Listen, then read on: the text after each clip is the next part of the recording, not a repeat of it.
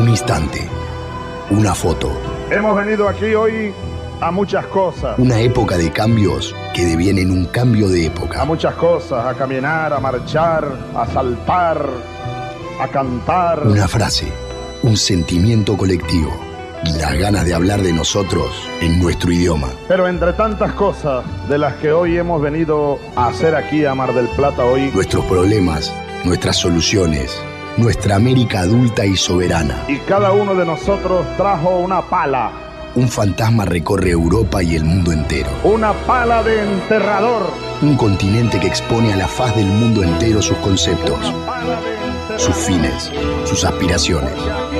Y una frase que lo resume todo. Porque aquí en Mar del Plata, gritada en el lugar indicado, está la tumba del Alca. En el momento exacto.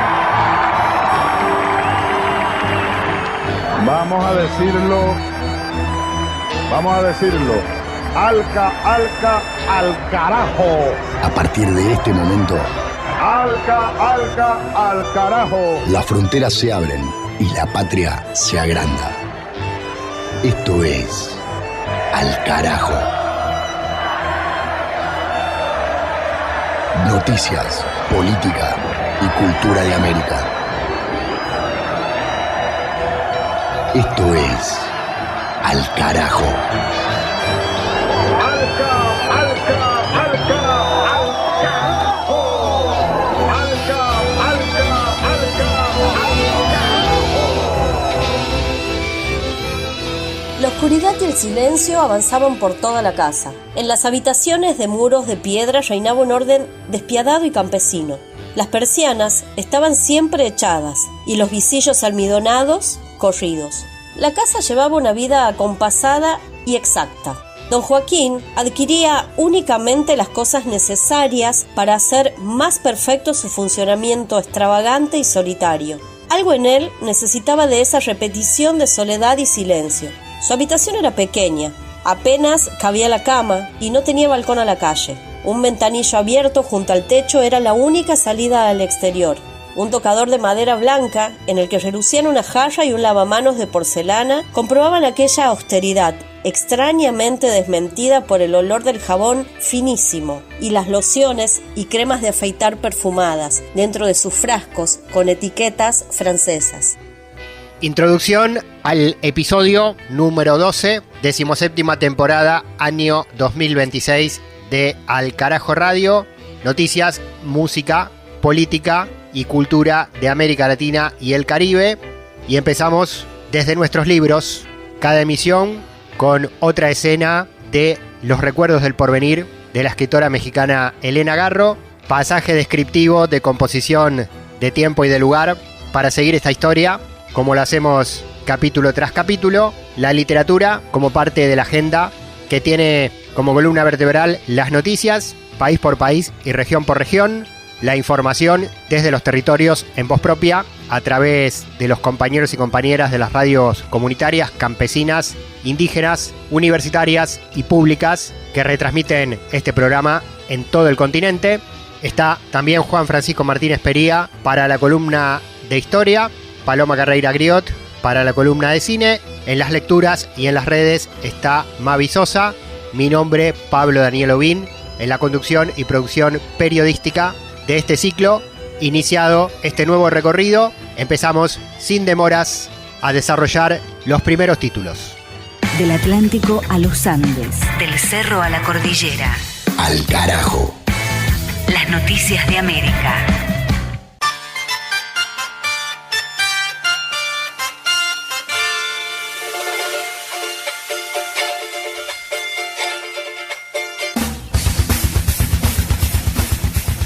En México, el Frente Nacional de Lucha por el Socialismo mantiene un plantón indefinido en reclamo de la libertad de uno de sus militantes.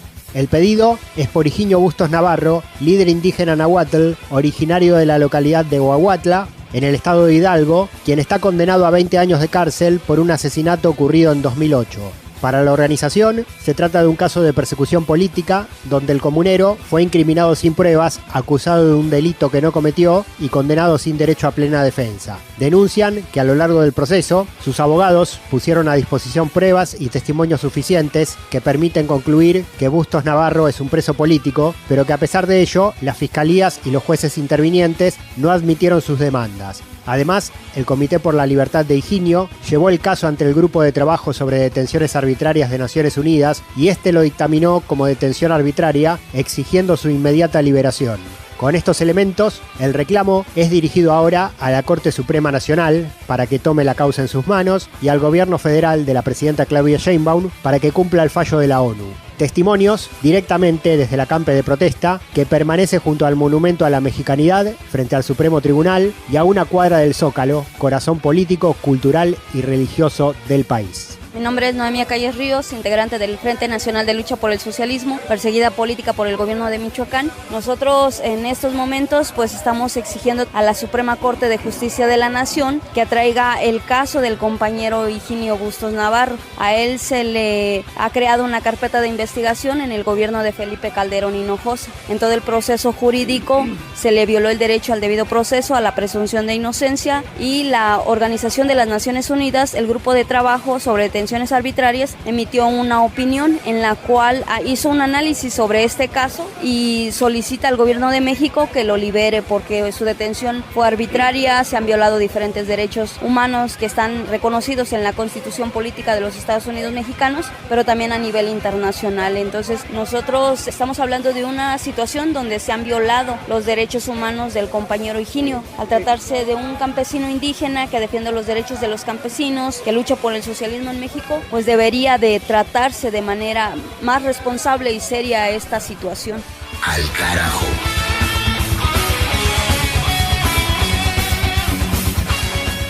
En Bolivia denuncian envío de armamento desde Argentina para la represión de las movilizaciones contra el presidente Rodrigo Paz. La información apunta a los vuelos de 2 aviones Hércules de la Fuerza Aérea de la República Argentina que llegaron al país bajo el argumento de transportar asistencia humanitaria. Sin embargo, militares bolivianos filtraron el dato de la presencia de gases lacrimógenos destinados a la contención de las protestas sociales. El diputado de la Alianza Popular de Bolivia, Rolando Pacheco, hizo pública la denuncia y presentó un pedido de informes ante el Ministerio de Defensa boliviano para esclarecer el contenido de los cargamentos recibidos y las autorizaciones correspondientes.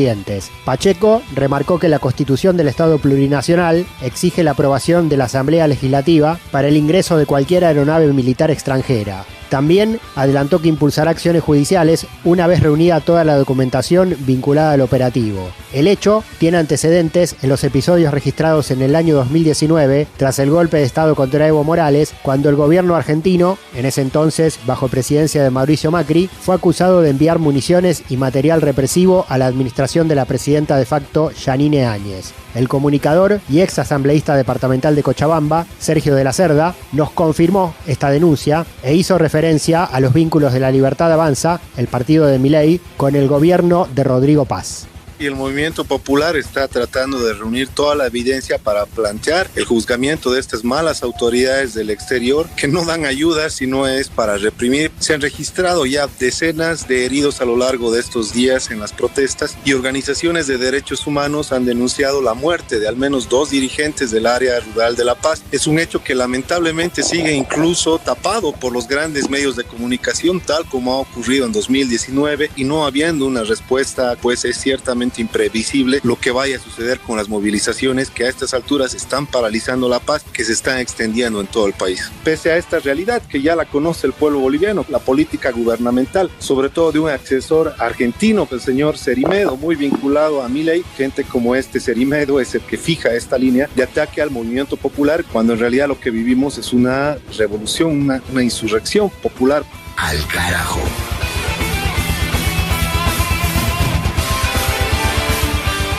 En El Salvador, organizaciones piden la libertad del activista Ruth López, quien lleva 1 año presa sin juicio ni condena.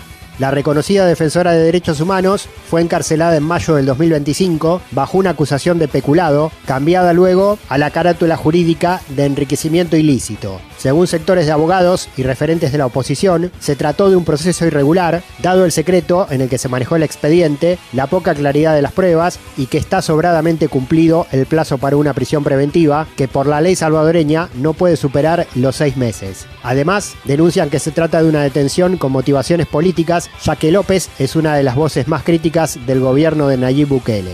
La abogada, reconocida por organizaciones y medios internacionales como una de las mujeres más influyentes del mundo, dirige la Unidad Anticorrupción de Cristosal, oficina desde donde presentó decenas de denuncias por corrupción contra el gobierno salvadoreño. Cristosal, además, es la organización que ha documentado violaciones de derechos humanos y torturas en las cárceles bajo el estado de excepción dictaminado por Bukele.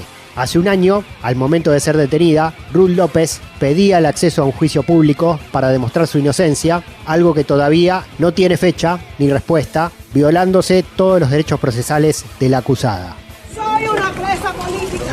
Todas las imputaciones son por mi actividad jurídica, por mi denuncia contra la corrupción en este gobierno. No hay ninguna institución pública que garantice derechos. Soy inocente y voy a demostrar mi inocencia. Quiero un juicio público. No me van a callar. Un juicio público quiero. Que me concedan un juicio público. La gente merece saber. El que nada debe, nada teme. ¡No me golpeen! De norte a sur, de este a oeste. Al carajo. Un viaje por el continente. Es bonita y la verdolaga por el suelo.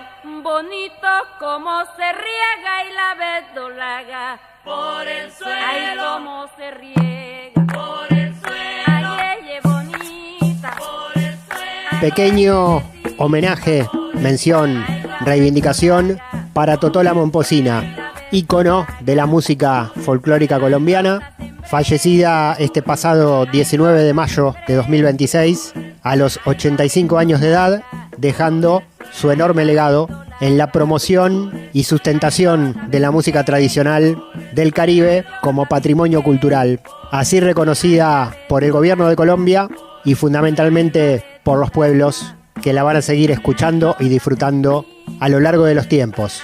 Nacida bajo el nombre civil de Sonia Basanta Vides, se convirtió en Totó la Momposina, convirtiendo su lugar en su apellido, Totó de Mompox, de ese pueblo de Santa Marta, del Caribe colombiano, donde se escuchan las cumbias, los porros, los malapés y los bullerengues que Totó la Momposina inmortaliza. Así dice una publicación del Ministerio de Cultura de Colombia, despidiéndola a la eterna momposina que habló de la música tradicional del Caribe, la potenció y la enriqueció durante décadas para escribir un capítulo eterno en la historia cultural de nuestro país. Esto dice Colombia y esto dice América Latina. La escuchamos a Totó haciendo La Tierra del Olvido, el clásico de su compatriota Carlos Vives, con quien comparte micrófonos en esta versión junto a un montón de artistas de Colombia y Latinoamérica en este canto colectivo. Totó la Momposina y su música para siempre en Al Carajo. Como la luna que alumbra por la noche los caminos, como las hojas al viento, como el sol espanta el frío, como la tierra la lluvia, como el mar espera el río, así espero tu regreso a la tierra del olvido.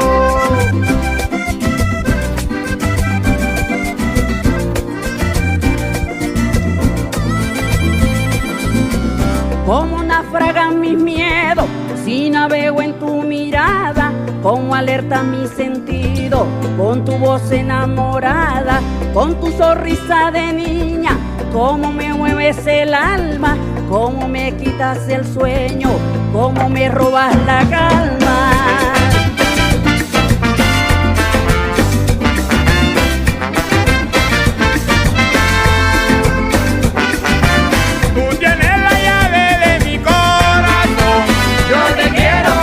Mi vida porque sin tu amor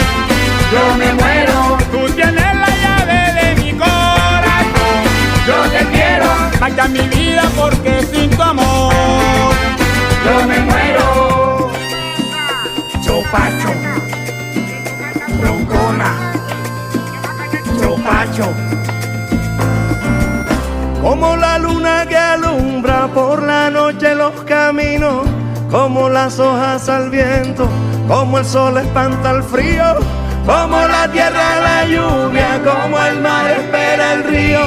Así espero tu regreso a la tierra del olvido.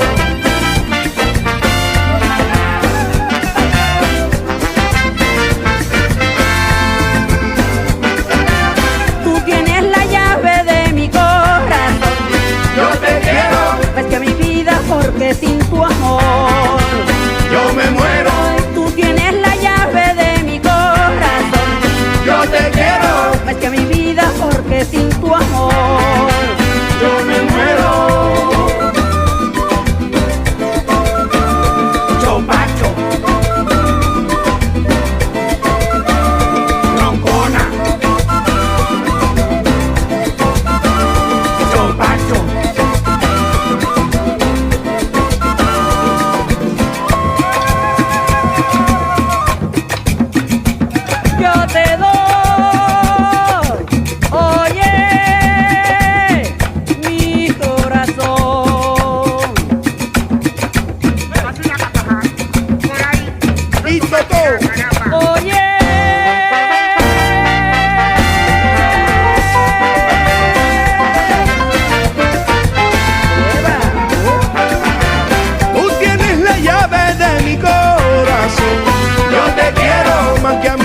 Porque sin tu amor yo me muero. Tú tienes la llave de mi corazón. Yo te quiero más que a mi vida, porque sin tu amor yo me muero. Chopacho. Totó la Momposina junto a Carlos Vives y un colectivo de músicos de toda Colombia versionando La Tierra del Olvido. Se fue Totó la Momposina de nuestra tierra a los 85 años, pero al olvido nunca. Totó la Momposina y su música y su voz y sus tambores seguirán sonando por siempre. Colombia, tierra mestiza, mi Colombia, mi Colombia, tierra hermosa, llena de mares, llena de montañas, de pájaros, hay de árboles. Las luchas políticas, las luchas sociales de la región tienen su lugar. Al carajo.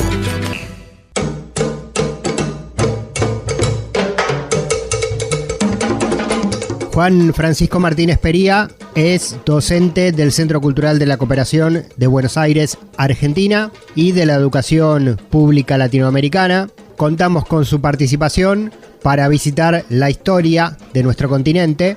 En esta oportunidad, historia cruzada con filosofía, título La idea del progreso y su visión desde Latinoamérica. Juan Francisco Martínez Pería, presente en Al Carajo. Hola Pablo, ¿cómo te va? Vamos a estar hablando del progreso y vamos a estar hablando de qué significa el progreso y qué sentido tiene el progreso. Y uno puede decir, bueno, ¿por qué estás hablando de esto en vinculación con América Latina? Porque tiene mucha relación con nuestra historia y con nuestro devenir y con nuestra actualidad. Lo primero y principal, Pablo, es que la idea de progreso no es algo universal, algo que existió toda la vida. Nosotros generalmente salimos al mundo y creemos que lo que hay es lo que siempre existió. O también creemos que lo que hay hoy es mejor que lo que había en el pasado. Pero tendemos a naturalizar las cosas, ¿no? Y lo cierto es que las concepciones del tiempo y espacio y el devenir histórico que nosotros tenemos son históricas. Esto puede ser algo obvio, pero no lo es, y que muchas veces nosotros no nos damos cuenta, ¿no? Que nosotros pensamos la temporalidad y la espacialidad de una forma que no siempre se pensó así, ni todos los pueblos necesariamente hoy lo piensan de esa manera. Nosotros, por ejemplo, tendemos a pensar la temporalidad en términos de horas, minutos, segundos, las semanas en términos de 7 días, los meses con tales características. Bueno, nada de eso es universal. Cuando digo universal me refiero a que siempre fue así o que todos los pueblos tuvieron esa lógica o tienen esa lógica de pensar el tiempo. La historia, o sea, el devenir de las comunidades puede ser pensado de muchas maneras, puede ser entendido de muchas maneras. Y lo más común en otros momentos, en otros tiempos, lo más común, y así era en nuestra región, era pensar el devenir histórico en una clave más bien cíclica. De hecho, muchas veces se dice, hoy por hoy, incluso la historia se repite. Bueno, los pueblos del mundo en general, sin universalizarlo totalmente, pero era muy común que tanto pueblos de Europa como pueblos de nuestra región tendieran a pensar el tiempo de manera cíclica. En gran medida porque eran sociedades muy atadas a la naturaleza, que sí su vida dependía de la naturaleza, y muy dependiente de la naturaleza, incluso diría muy dominada por la naturaleza. Entonces sí, uno ve que hay un verano, que hay un invierno, que hay un otoño. Incluso cuando tal vez en sociedades no haya tanto cambio de una temporada a otra, hay temporadas, eso rige su vida. Si uno está en una sociedad muy agraria, donde obviamente en tal temporada se produce tal cosa, o surge tal cosa, o aparecen tales bichos, si uno es una sociedad cazadora, etcétera, etcétera. Entonces no es tan raro que tiendan a pensarlo cíclicamente. En el mundo antiguo europeo fue muy común que la filosofía occidental pensara el tiempo de alguna forma cíclicamente. Por ejemplo, en la República de Platón nosotros podemos encontrar la sucesión de las formas políticas en una clave fuertemente cíclica. En Polibio, también en la época helenística, también podemos encontrar la sucesión de la historia en una clave cíclica.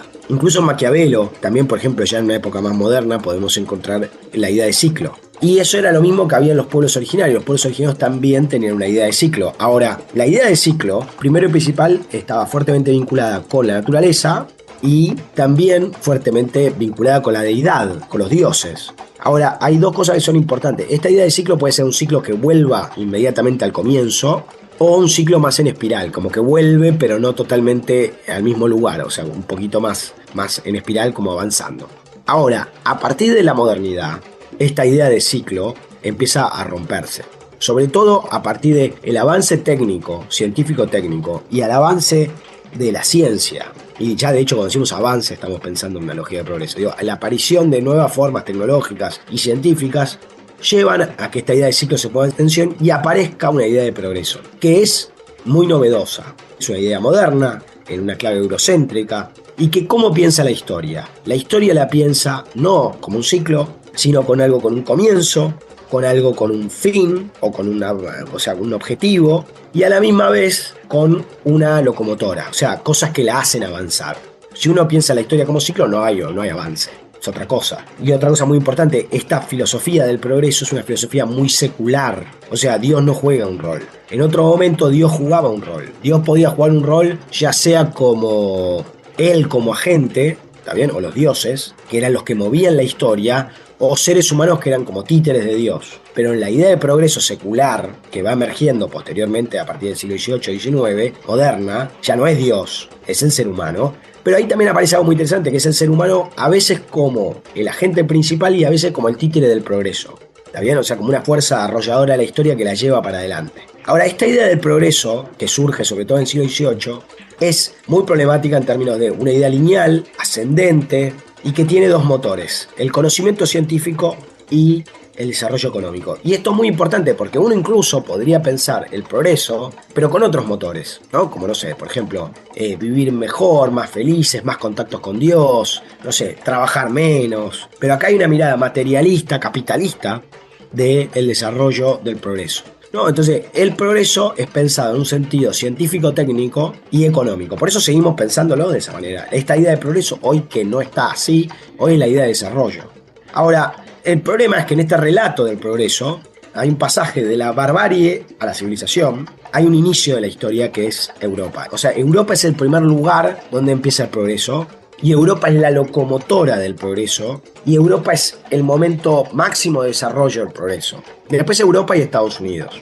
Y ahí, ¿cuál es el problema? Hay varias cosas. Primero y principal, que hay un solo camino de progreso, o hay un solo camino de la historia. Entonces, si hay pueblos que no se dedican intensamente a lo tecnológico, son atrasados, están equivocados, son anormales, hay que cagarlos a tiros. Vamos a decirlo mal y pronto. No hay una multiplicidad de recorridos históricos, hay una sola historia. Esto es algo ridículo. Estamos hablando de pueblos y pueblos y pueblos en el mundo. Nosotros no podemos hablar de una sola historia, de un solo patrón histórico. Bueno, eso es algo que ocurre en el siglo XVIII y el siglo XIX, y lo hace obviamente Europa, y Europa lo puede imponer. ¿Por qué? Porque cagó a tiros a medio mundo. Porque impuso imperialmente una sola forma de ver el mundo y una sola forma de entender el devenir histórico. Entonces Europa creó la etapa antigua, la etapa medieval, la etapa moderna, todo eso es eurocéntrico y nosotros seguimos viéndolo de esa manera.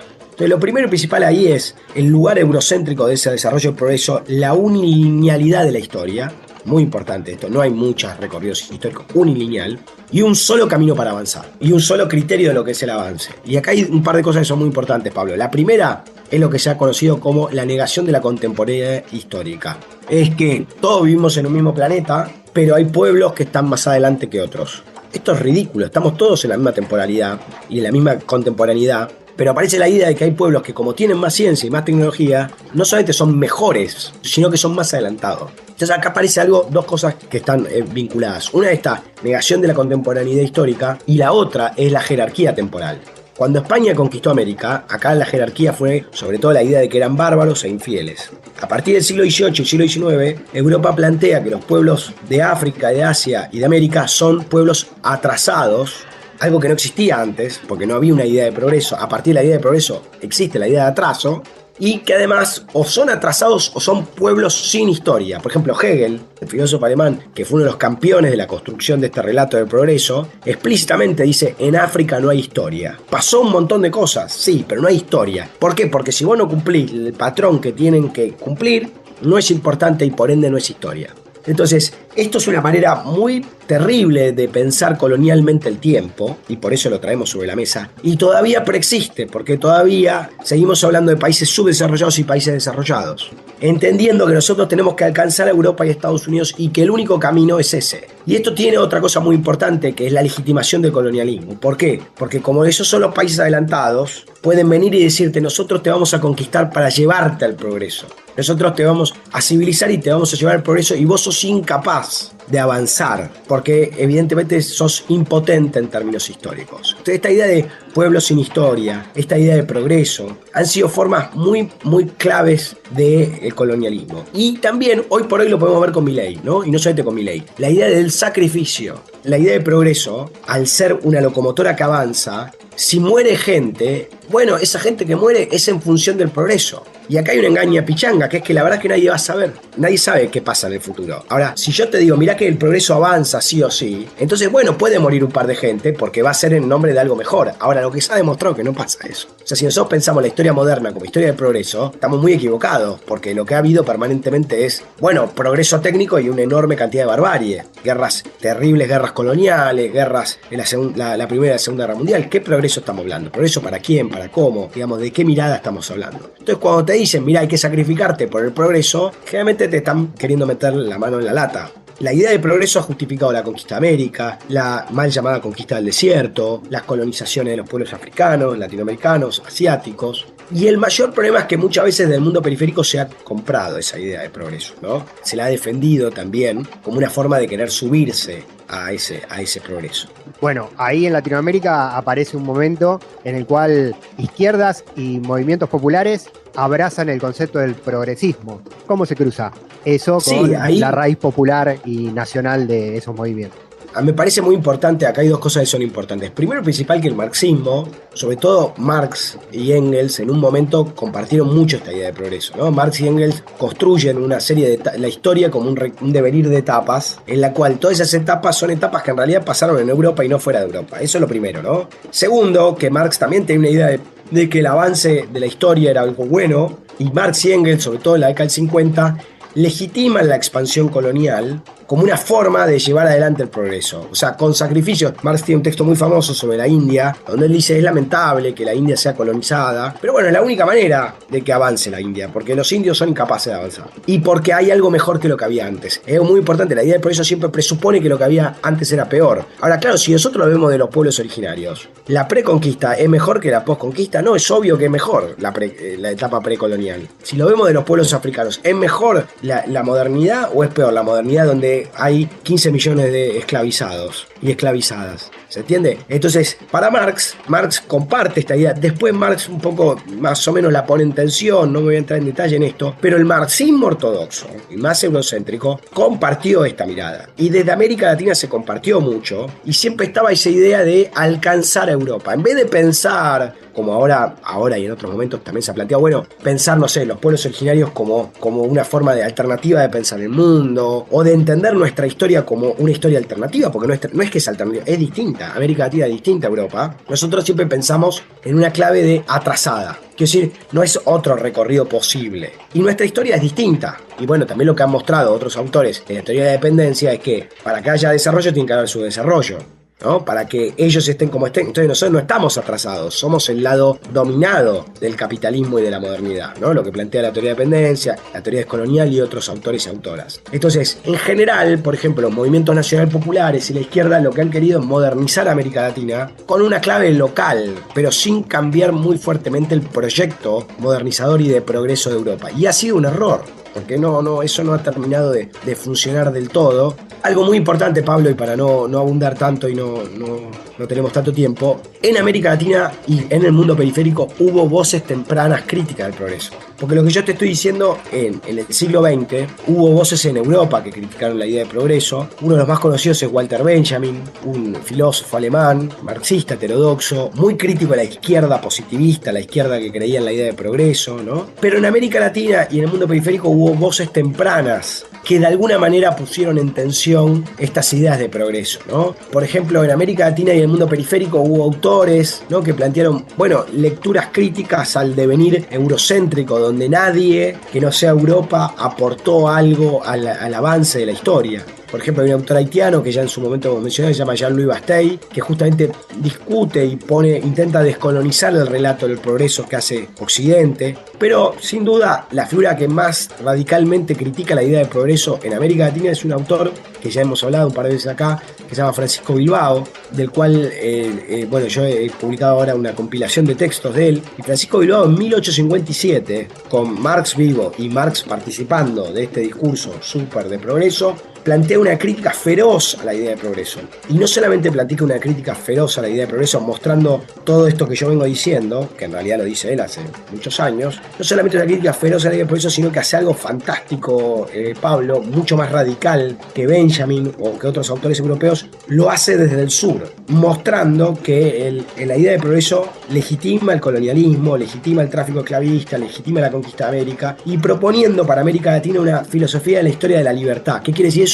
Vernos a nosotros como agentes de una historia distinta, una historia no que está intentando alcanzar a Europa o a Estados Unidos, sino una historia distinta, donde nosotros somos agentes de esa historia y donde incluso tal vez el pasado no necesariamente es peor que el presente o el futuro, ¿no? Entonces me parece que ahí en América Latina, y no solamente en América Latina, porque esto también pasó, por ejemplo, en África, ¿no? En África la legitimación de la conquista fue: les traemos la civilización, les traemos todo esto que venimos diciendo, les traemos el progreso y, por ejemplo, les traemos la democracia. Y hay muchos autores africanos que han dicho, no, antes de la conquista había más democracia que después. Entonces eso no fue un progreso, fue algo mucho peor. O por ejemplo se habla sobre el patriarcado en América Latina, ¿no? Hay muchas autoras que dicen, feministas, que dicen, no, en realidad el patriarcado anterior, si había un patriarcado de baja intensidad, ¿no? Dora Barranco, Rita Segato, Chuberquis Espinosa, Miñoso Espinosa, son autoras feministas, hoy por hoy críticas, que plantean que de ninguna manera se puede ver como un progreso la conquista. Bueno, esto sigue teniendo mucha vigencia y me parece que es muy importante porque tenemos, por ejemplo, presidentes como Milei, ¿no?, que siguen pensando en la idea de sacrificarnos para progresar y entendiendo el progreso solamente como el camino llevado adelante por las potencias noratlánticas. La idea del progreso, la derivación progresista, la filosofía y la historia desde América Latina, la columna de Juan Francisco Martínez Pería, docente del Centro Cultural de la Cooperación de Buenos Aires, Argentina.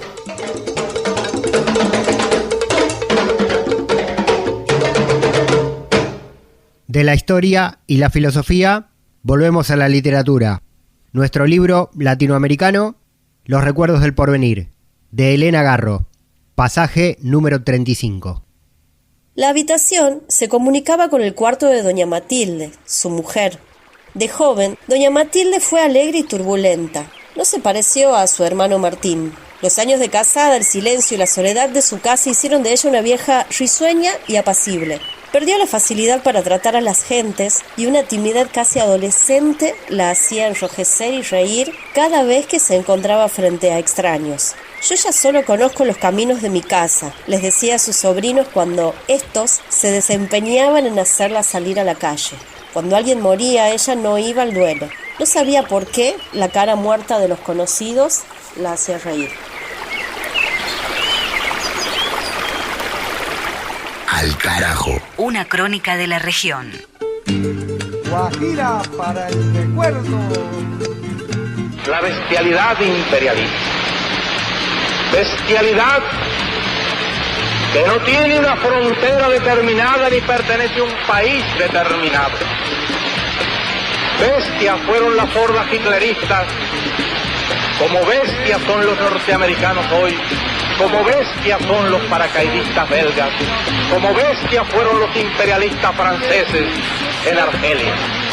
Porque es la naturaleza del imperialismo la que bestializa a los hombres, la que la convierte en fieras sedientas de sangre que están dispuestas a degollar, a asesinar, a destruir hasta la última imagen de un revolucionario, de un partidario de un régimen que haya caído bajo su bota o que luche por su libertad. Y la estatua que recuerda a Lumumba, hoy destruida pero mañana reconstruida, nos recuerda también en la historia trágica de ese mártir de la revolución del mundo, que no se puede confiar en el imperialismo, pero ni tantito, nada.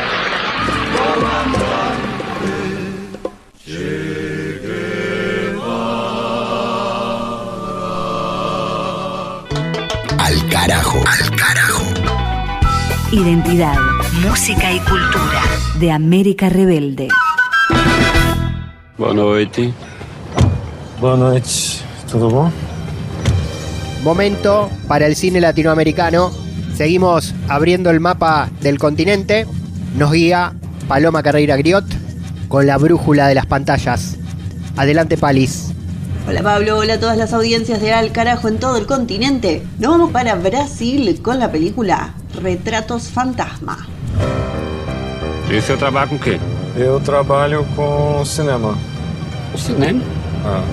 Este documental de Cleber Mendoza Filho del año 2023 es un viaje multidimensional a través del tiempo, el sonido, la arquitectura y el cine. Está ambientado en el paisaje urbano de Recife, que es un territorio histórico y humano que fue examinado desde esta película a través de las grandes salas de cine que sirvieron como espacios de convivencia durante el siglo XX. O senhor já fez novela? Não, não fiz novela não. Seu ator, né? Quer tirar uma foto depois, não?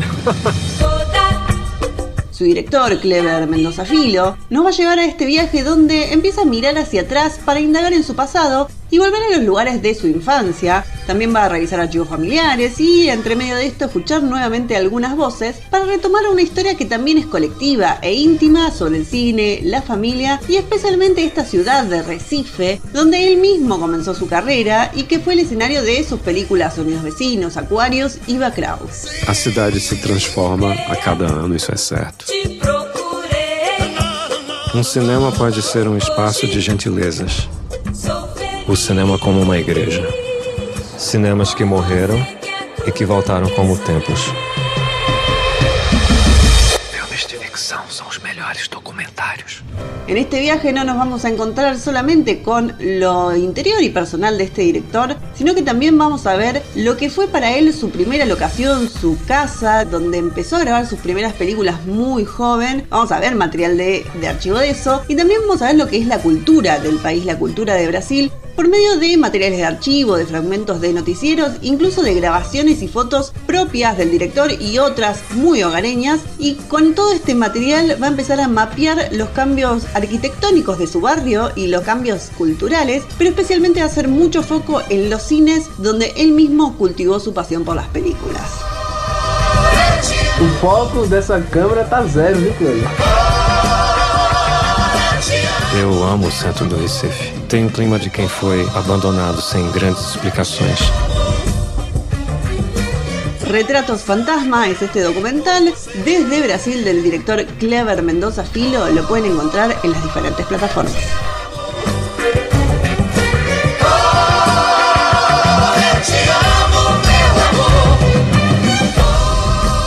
Cinema é massa.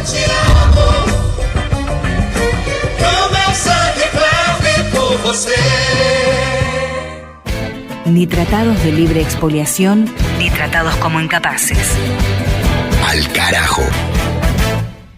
En Colombia, informe sobre violencia hacia las diversidades sexuales presentado por la organización Caribe Afirmativo, que releva que durante todo el 2025 fueron asesinadas 270 personas LGBTIQ+, promediando una muerte cada 32 horas. A través de la Agencia Presentes, agenciapresentes.org, que publica y analiza estos datos, reproducimos el testimonio de Wilson Castañeda Castro, director de Caribe Afirmativo, que se encarga de relevar estas estadísticas para convertirlas en denuncia.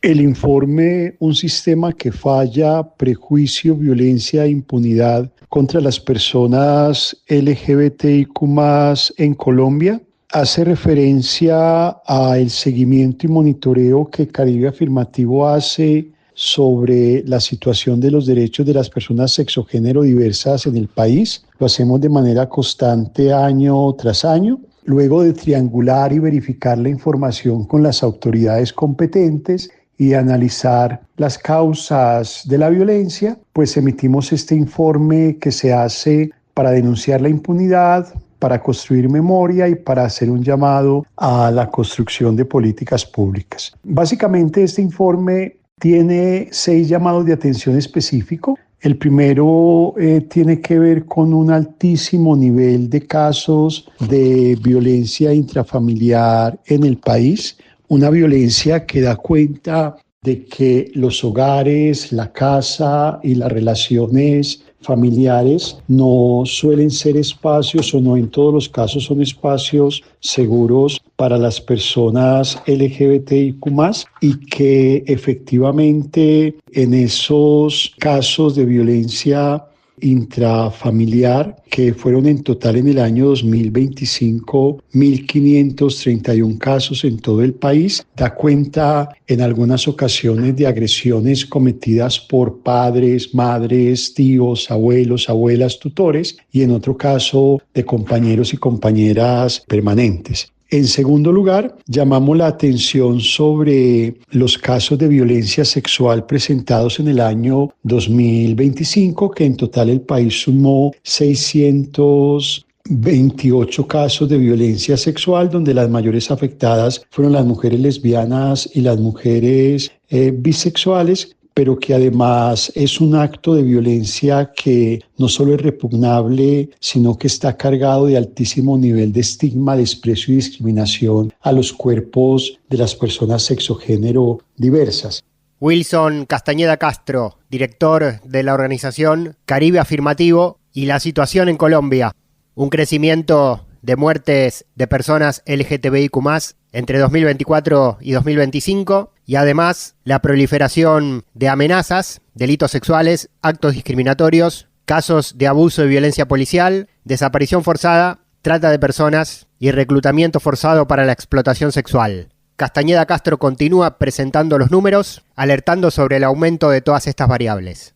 En tercer lugar, llamamos la atención del incremento que está teniendo en nuestro país las amenazas a las personas LGBT que asumen visiblemente su activismo o su pertenencia al colectivo sexogénero diverso. Para el año 2025, Caribe Afirmativo dio cuenta de más de 1.184 amenazas contra personas LGBTIQ+, amenazas que no son hechos aislados, sino que están relacionados con prácticas de control territorial por parte de actores estatales o no estatales que buscan regular la visibilidad de las personas LGBTIQ+, y que en ocasiones son antesalas de otros delitos más graves como los homicidios y feminicidios. En cuarto lugar, en el informe llamamos la atención de un delito que hemos visto en crecimiento, sobre todo de la pandemia para acá, que tiene que ver con la violencia digital. El mundo cada vez es más cibernético. El movimiento LGBT es un movimiento que se ha construido mucho desde el ciberespacio, y la violencia se ha trasladado al ciberespacio, y no estamos encontrando ni que los prestadores de servicios digitales, ni mucho menos el Estado, estén blindando estos espacios con mecanismos de seguridad que no pongan en riesgo la intimidad, pero que permitan también que las personas tengan una navegación segura en estos espacios a través de grupos de WhatsApp, de redes sociales, de plataformas de encuentro. Se están incrementando la llegada de prácticas violentas que ponen en riesgo la vida de las personas LGBTIQ+, y que terminan siendo un abrebocas a otro tipo de violencia que termina aniquilando sus vidas. En quinto lugar, el informe da cuenta de la altísima preocupación que tenemos con los casos de homicidio. En total, en el año 2025 en Colombia fueron asesinadas 270 personas LGBTIQ+, en cuyos casos se presume el prejuicio relacionado con su orientación sexual, identidad o expresión de género como hecho detonante. Ante estos casos de violencia que dan cuenta que en el país más o menos cada 32 horas hay un asesinato de personas LGBTIQ+, con altísima afectación a hombres gays y a mujeres trans, con altísimos niveles de sevicia y crueldad en los hechos que aniquilan la vida de las personas sexogénero diversas.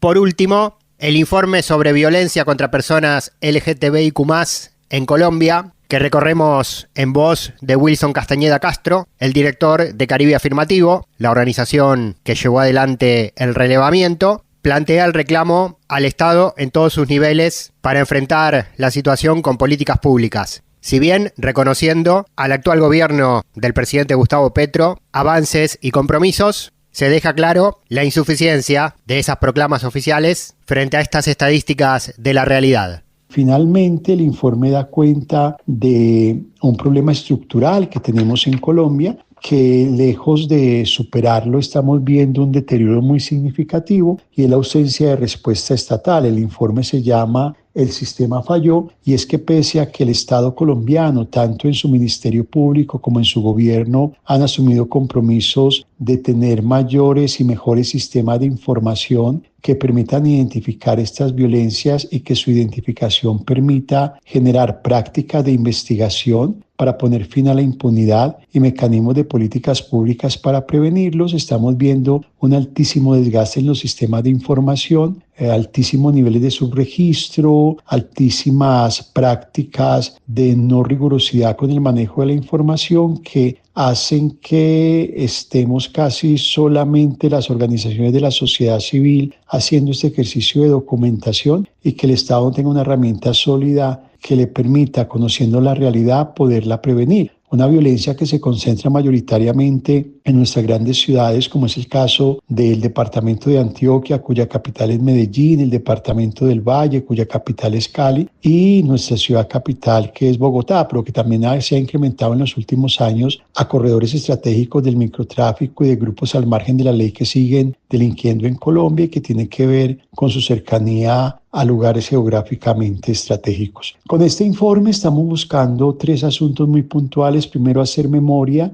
de todas las personas que perdimos, que desaparecieron, que fueron violentadas, amenazadas y que el 2025 les generó un deterioro en su calidad de vida. En segundo lugar, este informe lo presentamos como un ejercicio de solicitud al Estado para que acelere los procesos de investigación y de otro lado active acciones de prevención con mecanismos de política pública. Y en tercer lugar lo presentamos en el marco del Día de la No Homofobia y la No Transfobia para hacer un llamado a la sociedad colombiana de que no sea indiferente frente a estas violencias y que exijamos que este país, que es un país que está construyendo la paz, garantice que ese paso hacia la paz también sea dignificar la vida de las personas LGBTIQ+. Un sistema que falla. Prejuicio, violencia e impunidad contra las personas LGTBIQ+, en Colombia, es el título y el contenido del informe que desarrollamos en voz de Wilson Castañeda Castro, director de Caribe Afirmativo, la organización que llevó adelante la investigación. Agradecemos y citamos el trabajo de la Agencia Presentes, agenciapresentes.org, a través de la cual compartimos esta información en nuestro programa Al Carajo, Noticias, Política y Cultura de América Latina y el Caribe. Al Carajo. Una mirada al sur desde el sur.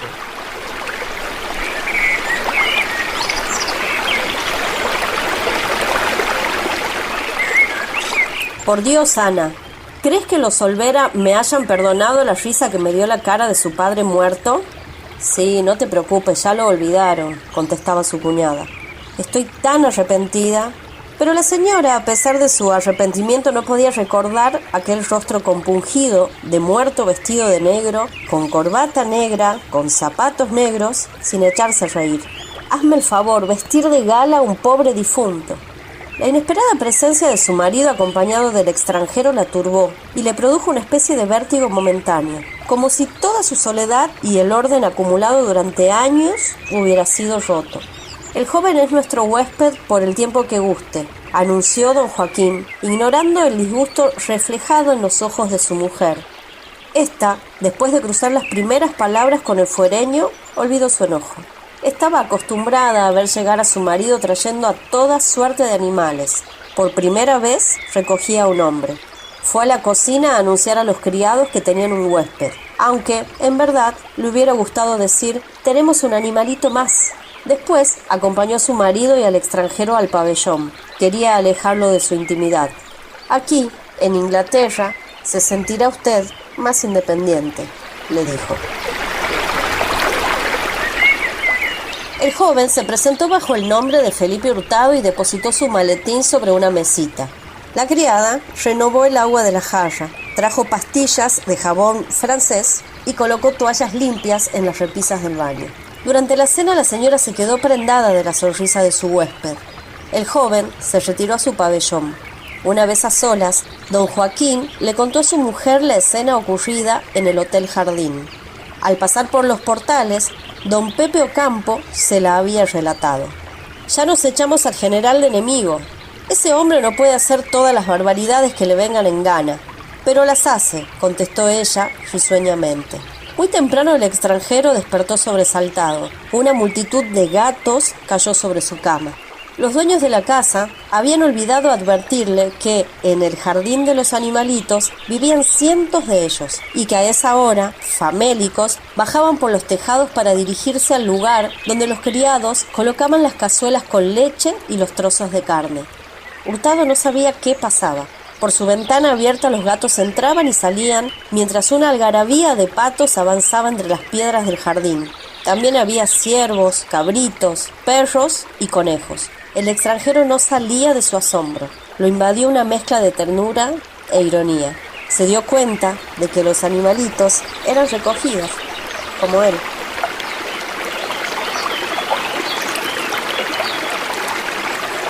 Elena Garro, Los recuerdos del porvenir.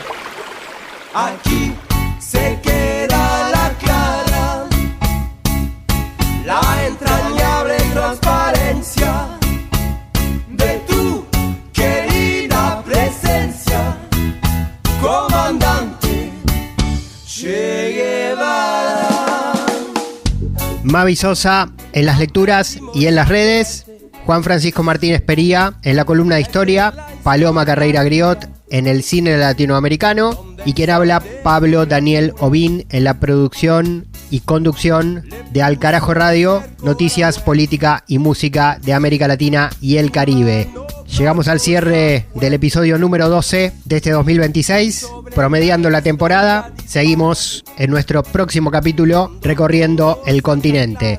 Créditos y agradecimientos para la Radio de las Madres de Plaza de Mayo de Buenos Aires, Argentina, desde donde producimos este contenido, que gira por medio centenar de radios de Argentina, de Bolivia, de Chile, de Uruguay y a través de nuestro canal de YouTube. Suena potencialmente en todo el planeta Tierra, así que por esos medios nos seguimos encontrando.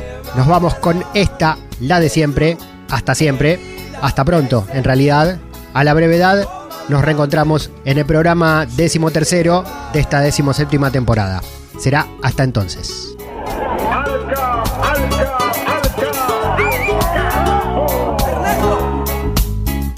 Comandante, vienes quemando la brisa, comandante, con soles de primavera, comandante, para plantar la bandera, comandante, con la luz de tu sonrisa, tu amor revolucionario te conduce a nueva empresa, donde espera la firmeza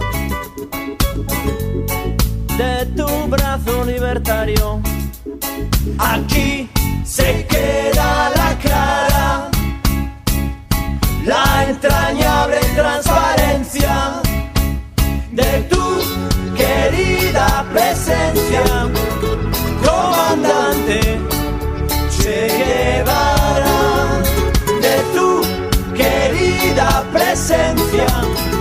comandante.